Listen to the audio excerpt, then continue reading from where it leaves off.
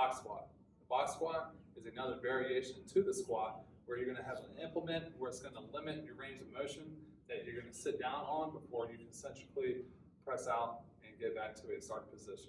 For this lift, I'm going to have the bench press going in this direction.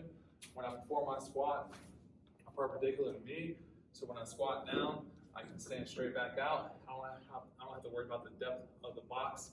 You can also have the implement behind you, so when you squat down, you can sit right back up, almost like a chair. I prefer it this way. You can also use an actual box and have the triangle side of the box or the diamond side of the box facing the wall so that you have enough room for your legs to get in a good flex position. Now, for the box squat, I'm going to set up typically with a high or low bar position. I'm going to do a high bar position on this one, so my index finger is on that first knurling. I'm going to step underneath the bar. As always, we don't want to lunge to get the bar out. We want to be in a good already squat position.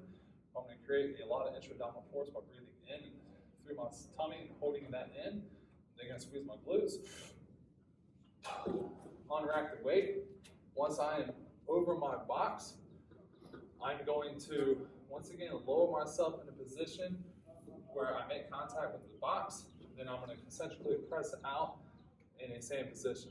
Now, the biggest thing in the low position of the box squat is you still want everything activated. You want your lats engaged to keep a good shelf for your bar. You want to have your glutes and your hamstrings activated, as long as your quads. You keep everything tight, universal tension in this spot. If you are resting, you find yourself rolling back, that is not ideal for your spine. So you want to have everything contracted and press out once again. So I'm going to do a few lifts to show you.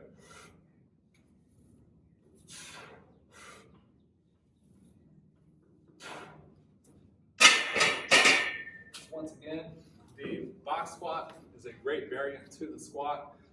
Just the biggest takeaway from the box squat is not using this as a crutch. You're using this as a marker for where your depth should be. You can pause at this position. However, you need to have everything contracted as tight as possible through the lift. As always with any sort of squat, we want to make sure the force is spread evenly throughout our foot.